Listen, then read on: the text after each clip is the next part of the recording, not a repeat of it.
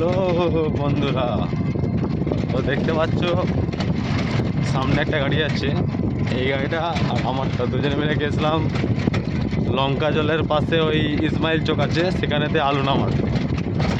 তো এখন ফিরে বাড়ি যাচ্ছি। আমাদের তেমন দেখাতে পারিনি, মানে গাড়িতে কোনো জিনিস থাকলে না ভিডিও করতে অসুবিধা হয়, সেই কারণে দেখাতে পারছি না। আস্তে আস্তে হয়তো যদি সাবস্ক্রাইবার বেড়ে যায় তখন আর হয়তো লজ্জাটা লাগবে না। প্রথম প্রথম তো সেই কারণে এত লজ্জা লাগছে। তো আস্তে আস্তে সব ঠিক হয়ে যাবে, টেনশন নেই। তোমরা আমার সাথে তাহলে সব ঠিক হয়ে যাবে।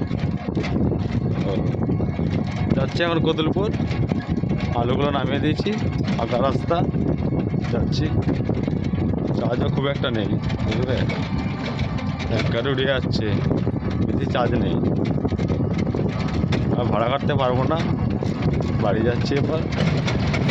যে খাওয়া দাওয়া করে আবার ঘুরে তো কালকে সকালে আবার দেখা যাবে যা হবে।